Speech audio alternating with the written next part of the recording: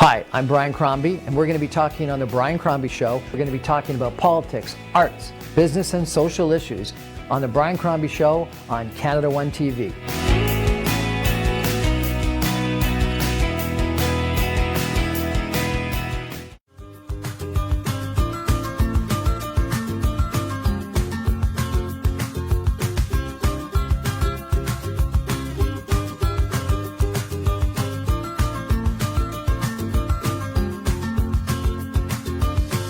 Good evening and welcome to the Brian Crombie Show on Canada One TV. I wanted to check in with a buddy of mine who's probably one of the best read individuals, most up to speed on what's going on politics that I know, Daryl Wolk. Daryl is an interesting guy. I worked with him.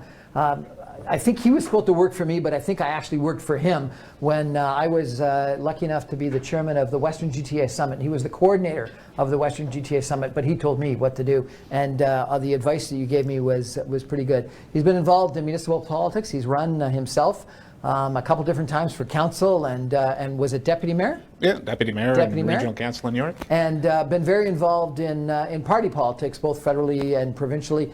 But more importantly, he's just up on what's going on. So I thought, 2021, new year, it'd be good to catch up, Daryl, with you on what do you think's happening. So what do you think the big issues are going to be? Obviously, COVID-19. How do you think the federal government's been dealing with it so far? Yeah, and first of all, I think it's great to be back on your show, and always a pleasure to do it. And it wouldn't be appropriate to be in Mississauga without wishing Hazel McCallion a belated happy 100th birthday. I know that's a big event in this city. It's a huge event. But yeah, I think in the short term, we've got a budget coming up in a couple of weeks, both provincially and federally.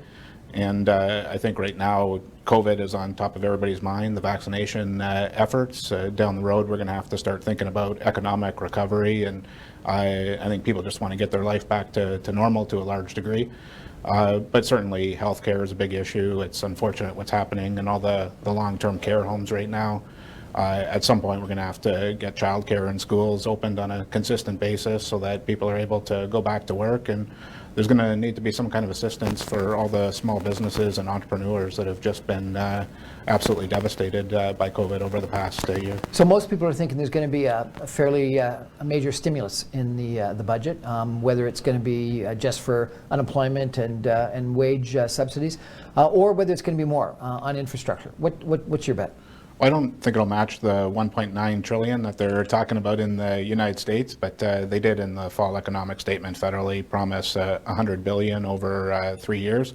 I'm a bit skeptical about that. I know they were talking about national child care and bringing in major programs. If you listen to Jagmeet Singh, pharmacare, dental care. But the reality is the Canada Relief Benefit or the new CURB expires at the end of March. Clearly, there's still lockdowns happening in parts of the country, and ultimately those benefits are going to have to be renewed.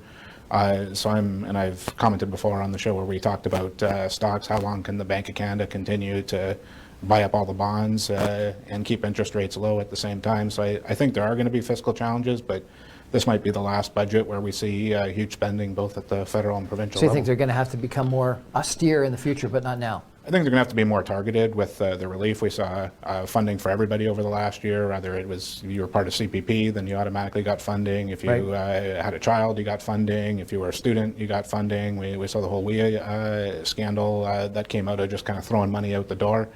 There was the rental program, the wage subsidy. But at some point, these programs are going to have to wind down. The economy is going to have to somehow function on its own. I had an interview with Sarah McIntyre, who's a former press secretary to Harper, and she wrote an article in Forbes magazine about strategic investments in infrastructure, and that it was something we needed to do, but we needed to do it in things that were shovel ready. Do you think we're going to be able to do that? Yeah, no, I would agree with Sarah. I think the one thing in the 2008 financial crisis... we spent it on the gazebo and Tony Clement's riding. That's what was shovel ready I think the big difference is when you look for infrastructure projects and you're creating jobs and people are working and doing things and you leave a lasting legacy of some kind, I think that's the type of stimulus that you want to see to help the economy. Like right now, we're paying people to survive, and I think it's important. You need to pay your rent, you need to pay your mortgage. Question. If you're out of work, you need to pay the bills. But just handing... But to say shovel-ready strategic investments is almost it's almost an oxymoron, because if it's strategic, it's something you've had to plan for a long period of time and design and go out for bid, and shovel-ready means it's a gazebo or an arena that you can build right away. Well, and you know, from the time we did the Western GTA Summit, there's a ton of projects right now that have been proposed for years. You know, we're spending $4 billion a Yeah, but month to have to an keep environmental assessment done, to have the, you know, the designs done, to have the bidding done. Well, can we speed it up? Like, I mean, we're talking about the Hamilton LRT. I see today that the province is asking the federal government to throw some funds Hamilton's way. That's the type of project that would create a lot of jobs and leave a legacy for Hamilton. I'd love to see, you know, the Yonge Street subway completed into York Region, where I'm from. These are the type of things that will help us down the road. You know, when we all go back to work, we'll have the transit. It'll be there for 100 years. It'll take jobs to create that. We'll stimulate Canadian businesses. You know, again, we have to help people. Certainly, working in human services myself, I know that, you know, we have to help the most vulnerable. But at the end of the day, helping somebody pay their rent or giving somebody a one-time financial benefit, that may help them pay the hydro bill, but it's not going to do anything to stimulate the economy. That's more just social assistance. I had the privilege of interviewing Elizabeth May, the former leader of the Green Party, and she said we should do infrastructure, but it should all be green infrastructure. What do you think of that? Well, I think if we can be environmentally friendly, and I certainly like where the Green Party is going under Mike Schreiner and Elizabeth May. I think the new leader, Anne-Marie Paul, is taking the party more to the left of the NDP. But there was a time when I Mike think Schreiner is, I think, small c conservative. Yeah, and I think he makes sense on a lot of economic issues. Like, we do have opportunities to help build a real green economy where perhaps we you know, mine nickel, we mine lithium, we promote electric vehicles, we promote transit projects. Those are good green things. Throwing up a bunch of windmills is not going to replace the entire energy sector. So we have to be careful which green priorities that we're focused on. But of course, climate change is an issue right now, and if there's projects that are environmentally sustainable and they help the economy in the long term and help support infrastructure, then that's a great thing. What's the Green New Deal? Are you familiar with that? Yeah, well, I mean, in the United States or in Canada, are you talking about? Both. If you're talking about AOC in the United States, that ranges from everything from universal basic income to firm environmental emissions targets. Do you think we should have a Green New Deal in Canada? Not if it includes new monetary policy, unlimited debt, which seems to be proposed in the United States. If we're going to do a green recovery and we're going to invest in public transit, if we're going to invest in environmentally friendly businesses, if we're going to invest in a clean energy grid across the country, those are the type of things I would like to see from a green perspective. But we also have to be realistic. We're an oil-producing nation. Oil prices today hit $60 a barrel again. Our future still includes oil to some degree. So should we have to be equal to all should the provinces. federal government be owning and building a pipeline to the Pacific Ocean? I think we have to be a lot more self-sustainable, as we saw with the cancellation of Keystone. We can't just rely on the United States. We have to bring value to our own resources. Why can't we process and refine our own oil? You know, it would be great if we could transport an east-west pipeline where energy resources and benefits are shared across the entire country. And the reality is China is going to be passing the United States within the next 5 years in terms of overall economic size. Right. We need to get that pipeline through BC. And okay, so the most important question then, Daryl, we've talked about infrastructure, we've talked about pharmacare, we've talked about social assistance, we've talked about infrastructure. Do you think that the budget's going to be enough to allow the Liberal government to survive, or is someone going to defeat it? I think Trudeau's on his last round of excuses for not getting results. The reality is, right now, there's probably no incentive for any party to go to the polls. I think the Greens under the new leader risk losing all their seats. I think the NDP is sort of in a double-edged sword. If they back the budget, then perhaps they'll be able to get some priorities like the national child care, pharmacare, you know, eliminating profit and long-term care that they're pushing. But the reality is all the credit or all the blame is going to go to Trudeau. And then when it comes to the Conservatives, I think you're going to see a situation where the Liberals, no matter what right now, are going to hold Toronto, Vancouver, Montreal. I think the Conservatives have a lock over Western Canada and rural Canada. I think it comes down to the suburbs. With the block there, then ultimately nobody's really going to make gains in Quebec. So you've got the 905 that's more or less going to choose who's going to win a minority if it goes right now. So will Aaron O'Toole appeal to 905, the ring around Montreal, the ring around Vancouver? Around Montreal could be a challenge, just as I said, because of the Bloc Québécois and the strength that they have in Quebec. I think if they can appeal to the suburbs around the 905, a lot of those ridings last time were pretty close. I think a lot of people talk about the whole right-wing conservative movement needs to be changed. The reality was Scheer got more votes than Trudeau last time, but the way the Liberal vote was consolidated within the GTA. But in Peel, or Peel and Halton. They only won Caledon with a guy that I don't even think is conservative at times. Well, the biggest mistake I think that was made in the last election was, if you look at the work that Jason Kenney did, reaching out to New Canadians, different multicultural groups around the areas like Markham, Brampton, Mississauga, the Tamil community within Scarborough, for example. That wasn't just attending events, making token gestures. It was convincing New Canadians to belong on the Conservative Party. Well, I think we lost them because we didn't put the effort in. We didn't what? There was no effort put in whatsoever. Well, Andrew Scheer didn't attract them. He wasn't appealing to them. Yeah, well, was he even in those ridings? Sure, he came to Mississauga. I saw him in Mississauga. Yeah, well, I saw him at a couple of events where he had the same base, but it was nowhere near the type of outreach that you saw with Jason Kenney. But he didn't appeal. He appealed to rural, right-wing Canadians, but he didn't appeal to suburbanites the way Stephen Harper did. Well, I think he got caught up to some degree. There was two factors, I think, that hurt Scheer in Ontario. The first was they managed to make the issue about abortion and social issues. And the second was, at the time, Doug Ford had just passed a budget that was portrayed as a lot of cuts, and Trudeau essentially ran against Doug Ford, which is a bit of a change. Yeah, well, you know what we're going to do? We're going to take a break, and we're going to come back and we're going to talk about Doug Ford, which will be interesting. Okay? Yeah, sounds good. We're talking to Daryl Wolk tonight about politics. We just talked about some federal issues. We're going to take a break and come back and talk about some provincial issues. Stay with us. Assalamu alaikum. My name is Sarah Singh, and I'm your local member of Provincial Parliament in the riding of Brampton Centre. I know that the last year has been difficult for many families because of COVID-19. And I want you to know that my office has been fighting on behalf of the residents in Brampton Centre. If you need anything at all, don't hesitate to give us a call. My number is 905-454-1233. I hope that you've been keeping well, and we look forward to hearing from you soon. Patna Kebab House. The taste you like, the cuisine you love. 2 locations to cater to your needs.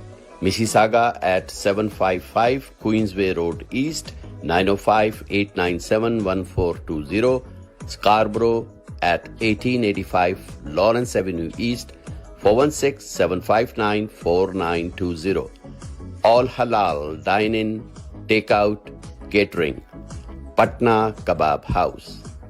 कोविड-19 का हल सिर्फ आपके पास है। घर पर रहें और अगर आपको बुखार या दूसरी अलामत है तो दूसरों से दूर रहें। बाहर के अफराद से 2 मीटर का फासला रखें, चाहे वो खानदान के हों या करीबी दोस्त। ऑफिस और पब्लिक प्लेसेस पर मास्क पहने, वक्फे से हाथ धोएं, ऑनलाइन सेल्फ असेसमेंट करें और जरूरत पड़ने पर टेस्ट करवाएं। फैलाव की रोकथाम के लिए हमारा फर्ज अभी मुकम्मल नहीं हुआ। हम एक दूसरे के ताउन से सबकी हिफाजत यकीनी बना सकते हैं। मजीद जानने के लिए ontario.ca/coronavirus पर विजिट कीजिए। Assalamu alaikum. Hello, my name is Kevin Yard, your member of Provincial Parliament for Brampton North. And I know this past year has been hard on everyone due to the COVID-19 pandemic.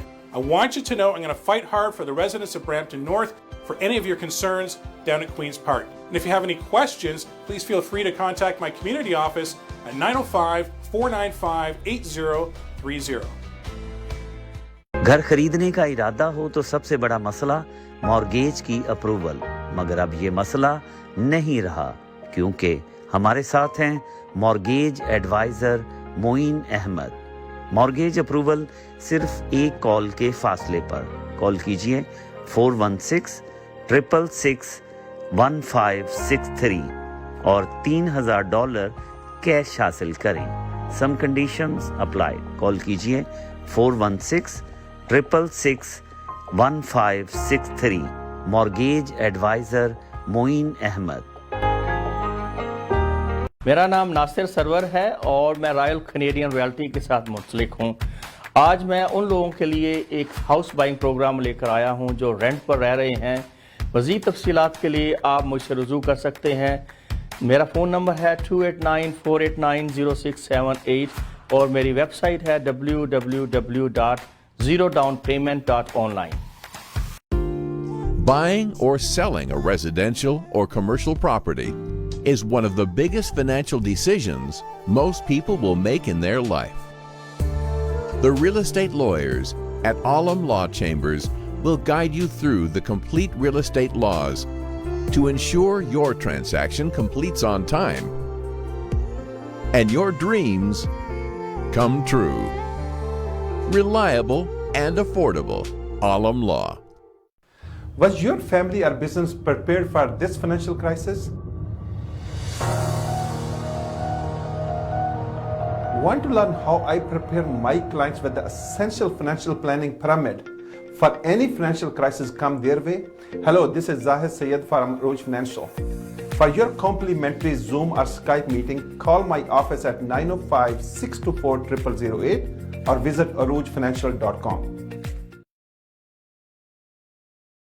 KK Travels believe in providing everyone with first-class customer service. We take care of not only your air ticket, but dignity and respect as well. We are available on WhatsApp anytime for you, even while you are in Pakistan or any other destination. We provide the lowest price guaranteed and are open to price match any airline. We are KK Travels under supervision of Kas Khan at 905-367-9433 or visit www.kaskhontravels.com. Are you looking for a different type of realtor? Meet Sohail Khan, broker owner of Century 21 Innovative Realty Inc. You don't need to know a lot about real estate, but you do need to know Sohail Khan, who knows a whole lot about real estate. He knows contracts, negotiations, research, he knows the market, and he really knows the area. When it comes to real estate buying or selling, Sohail Khan is a know-it-all. Get to know Sohail Khan. 416-822-0305 or at sohailkhan.ca. Experience excellence. Team Farhan mortgage solutions आपकी खिदमत में पेश 15 साल तजर्बे के हामिल, आपकी जरूरियात और मर्जी के एन मुताबिक कारोबारी, रिहायशी, तामीराती और ज़रूरी मॉर्गेज सर्विसेज। हमारा कम तरीन मॉर्गेज रेट। टीम फरहान को एक दफा खिदमत का जरूर मौका दीजिएगा। And this is my personal promise to you, you will not be disappointed. At Team Farhan, we have a mortgage solution designed for you. मज़ीद मालूमात के लिए 416-569-9294 या फिर विजिट कीजिए हमारी website www.teamfarhan.com.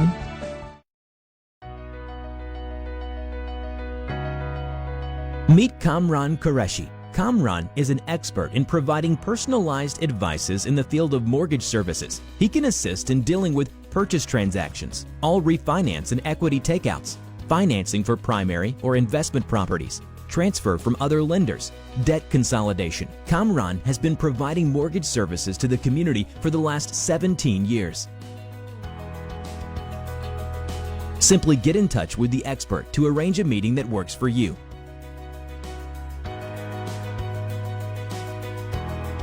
Please call Kamran at 647-280-6663.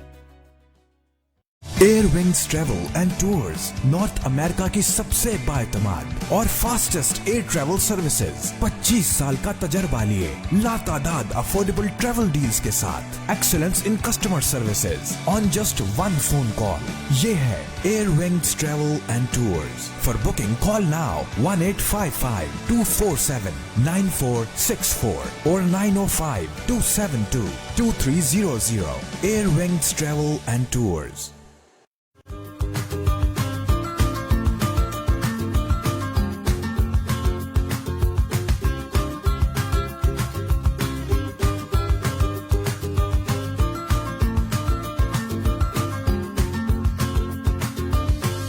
Welcome back to the Brian Crombie Show on Canada One TV. Real pleasure of mine to chat with an old friend of mine, Daryl Wolk, who is a political activist. He's in the social services sector now, and he's been involved in politics, both running as well as behind the scenes. And this guy is one of the most hardest working campaigners you've ever met. The guy's incredible, but also incredibly well read, knows what's going on. So we just talked a lot about federal politics. Let's talk about provincial politics. So as you said just before the break, really Doug Ford's first budget was, I thought, a catastrophe. And Justin Trudeau ran against Doug Ford more than he ran against Andrew Scheer in the federal election, and did so successfully. But he seems to have done a better job with COVID-19. Where do you think Doug Ford is right now from a public standpoint? Yeah, no, it's amazing what difference a year makes. I mean, certainly when listening to the scientists and the experts a bit. Yeah, well, he ran in the provincial election on Kathleen Wynne's record and wanting to get the deficit under control, control the spending, and on traditional conservative views. now in the time of a crisis, I think a lot of people were expecting he'd be a disaster, and he's probably turned out to be one of the best leaders in Canada right now in terms of managing the crisis. Best leaders in Canada. Seriously, you think that? Yeah, I think you'd be hard-pressed right now to find a premier or certainly the prime minister who's done a better job under the circumstances. I think he's connected with real people. He's showed a strong work ethic. I think he's done his best to listen to the scientists, I think, and health experts. Were you surprised by that? I was. I knew certainly with him and his brother, they were populist type politicians. I think they want to come across as regular people, and they are regular people in terms of the type of guy you would want to have a beer with. But I mean, I was a bit surprised. I thought you were going to get a little bit of Trump-like, type rhetoric. Well, and we got that for the first year, and I thought he was very much like his brother, the first year. But he seems to have been a different kind of guy during COVID-19. Listening to the experts, being reasonable. He comes across as relatable to me. I think, you look at the press conferences he does, he's folksy, he's sort of resorting to, or he knows what people are going through, he knows what businesses are going through. You can tell that it's really bothering him to have to lock down, have to hurt the economy. At the same token, he has listened to the health experts. But he kicked a guy out of the caucus. What do you think about that? Was that a good decision? I think it happens. I mean, it's pretty tough when all the public health experts are telling you to stay inside. You're seeing cases at the time in the 3,000 range, and somebody's basically portraying that COVID's a conspiracy, and ultimately we should resist all the orders. He didn't portray that. Well, he was pretty much saying just open up. And the thing is, there's times where I've wanted to join the protest and say, let's just open things up. Let's be like Florida. But the problem is you need an alternative, and I'm not sure what the alternative is. If the alternative is just we open everything up and more people die, more people get sick, our hospitals get overwhelmed, that's not a responsible solution. And as well as I do in Canadian politics, it's not like the United States where you can break rank with your party. You can have 6 Republicans, perhaps, that go against impeachment in a Senate trial, and there's no consequence. Rather, you're in federal politics, and you're Jody Wilson-Raybould, or you're Randy Hillier, or Roman Bieber within the provincial caucus. You go against party discipline, chances are you're an independent. Seems like a senator or a congressperson in the United States really can be their own person to a far larger extent than an MP or an MPP in Canada can be. Yeah, well, they can't refuse to sign your nomination papers, although you can get primaried. Once you're in there, you could be... I like the American system better. I think it's better for an individual elected, and even the British Parliament's like that. I remember in the days of the Iraq War, some of the toughest questions Tony Blair got were from his own caucus. Here, you would never see that. So let me ask you some questions about some of the other people. What do you think about Stephen Del Duca and the Liberals? I think he's in a tough spot. I mean, you talk about members getting kicked out. I think the kicked out Conservative caucus is going to be bigger than the Liberal caucus in the legislature soon. I think he's still got to define himself. I think he's relatively unknown. I think the reason Ford's doing so well in the polls right now is you've got a perfect split between the NDP and the Liberals, and until one of those parties comes out as the real challenger, I think it's going to be another big majority for Doug Ford. Big majority? At least what he has. Andrea Horwath, NDP. She's been around a couple of times. How do you think she's been doing? I like Andrea on a personal level, but I think she's in the same boat as O'Toole. You've got to watch the incumbent manage the crisis. I think people, at least in the early days, wanted to unite behind that leader. If you come across as too critical, you're seen as negative or not constructive. At the same token, you can't say everything's fantastic. I think she's done her best, but the reality is she hasn't connected, and I find her now annoying when she's on the television. So how many times has she been on? Twice or 3 times as leader? Oh, she's been the leader since Howard Hampton. So 3 times? Yeah, it's the 3 times. And I mean, so if you were advising the NDP, would you say she should run again or should step down and have a leadership? I think she can run again, but I think ultimately they're going to have to find a way to break into the 905. I think they hit their ceiling in the last election. Oftentimes when people are disenfranchised with the Liberal, they park their vote with the NDP. The question is, to form the government at this point, she needs a weak Liberal Party, and she also needs to find a way to, build her credibility with right-of-center voters. Yeah. I got to tell you, I was surprised when Jagmeet Singh left provincially and went federally, and I interviewed his brother, who is a MPP from Brampton East, I think the same riding, provincially. The guy's fantastic. Like, incredibly articulate, very knowledgeable, a little bit more left-wing than me, but I was really quite impressed with him. Yeah, well, the way they've organized, I mean, when we had the Western GTA Summit, I was always impressed with both the Singhs and what they've done in Brampton in terms of the community organizer. Jagmeet, has done those Twitch shows with AOC. He seems to really be doing his best to get in the media, and certainly he's done a better job. There's some issues that benefit him, and the reality is Trudeau wouldn't have survived without his support over the last pretty much year. What about Trudeau? Do you think he'll win if there is an election? I think it's going to be a challenge for him, to be honest. I think and even Ford's going to have this challenge down the road. At first, everybody wanted to unite behind their leaders when it was an emergency. Now I think people are getting tired of the slow vaccine rollout. They're tired of the lockdowns. They want to get their life back. And I'm starting to see a lot more criticism in the media that we didn't see before. I think the next 6 months is going to be crucial. We're either going to be a situation where he's going to be a hero or a zero. If the pandemic's so if the behind polls us, are bad, and there's a non-confidence vote and he loses, would you run in the election or would you resign? if I was Trudeau, if you were advising the federal Liberals? I think he's going to go no matter what. Like the reality for Trudeau is he needs a situation where the vaccine effort went smooth. He can come across as a guy who handled COVID in a strong way. If we're a year from... You don't think that if he resigned and they put in Chrystia Freeland, they'd do incredibly well? Like she seems to have just, had so many positive feedback from her dealing with Trump, her dealing as foreign affairs, dealing as deputy prime minister, now minister of finance. I have my own theory, and it was she was the Ministry of Everything and the biggest star in the Parliament and in the Liberal cabinet. I think Trudeau actually put her in finance as a way to curb her ambitions. If you look at the size of the deficits that they're going to run, I think she's going to have a real tough budget this time around. Well, ministers of finance haven't had the biggest success. Yeah, no, it's been a tough year for ministers of finance. Rod thereafter. Phillips has gone too. Bill Morneau, same situation. They were both forced to leave for reasons non-related to the budget. But this is going to be one of the toughest budgets I think that any politician can bring in. I'm sure the Bank of Canada and the Department of Finance has got some sort of a debt ceiling and told them to come up with a fiscal anchor. She's not allowed to bring in any permanent spending according to her mandate letter. And she's going to get hit with, running the largest deficits in history. Jagmeet, what do you think of Jagmeet Singh? How's he been doing? Overall, I'm impressed with Jagmeet Singh. I think, based on the NDP, he was the best choice that they could have gone with. I think he's grown into the job as leader. Certainly getting into the House of Commons made a big difference from, as opposed to the time when he was out. But I think the biggest problem that Jagmeet faces is, if you can prop up the Liberals, but at the end of the day, Trudeau's either going to get the credit or he's going to get the blame, and the NDP is just there. And I think he's going to have to find a way to, one, stop Trudeau from eating his lunch on the left, and two, differentiating himself from the Liberals. Otherwise, what's he going to talk about? Okay, my last question. As you know, I'm a little bit more progressive than you. I thought that Peter MacKay would have been a spectacular choice for the Conservative Party. Did they make a terrible choice with Erin O'Toole?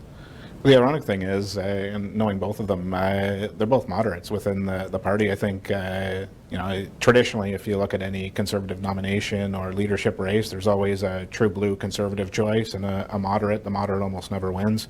And then once the leadership's over, then you have to move back to the center to try and appeal to the masses. I think it's going to be difficult to brand Erin O'Toole once people get to know him as the right-wing social conservative, Donald Trump racist type thing. Well, I think there's a media narrative, and I think that's the Liberal narrative. Like, the reality is, best way, if there was an election right now for Trudeau to win, he's got to run against Donald Trump and try and portray it like the Canadian Conservatives or the American Republicans. The right wing, the religious right that supported Erin O'Toole in his victory. He wouldn't have won. I think the majority of the Conservatives supported Erin O'Toole. Peter MacKay, I think his campaign came out a little bit flat. Certainly he was the chosen one to begin with, and perhaps he disappointed. I really thought he was going to win. I think a few early mistakes kind of got blown out of proportion for him. I think maybe there was an arrogance associated with his campaign where, it felt like he was looking past the leadership, and, ultimately, I think a lot of Conservatives just had high expectations. They didn't meet them. So Doug Ford's going to win a majority, and there's going to be an election, and Justin Trudeau is going to... I think he's going to lose in a minority. Lose in a minority. Yeah. So he'll get the minority, or Erin O'Toole will win a minority government? Well, part of the prediction would be, where does COVID sit 6 months from now? I think the economy is going to be worse. I think the vaccine rollout is going to be slow, and I think people are going to throw Trudeau out. So you're saying Erin O'Toole in a minority government? Yeah, I think Erin O'Toole is going to win a minority government. You heard it here from Daryl Wolk. Erin O'Toole in a minority government in an election, late spring or summer? Yeah, I think summertime. Thanks very much for joining us on the Brian Crombie Show on Canada One TV. Daryl Wolk, thanks for your insights. Really appreciate it. Always a pleasure to be here, Brian. Thanks so much. Good night, everybody.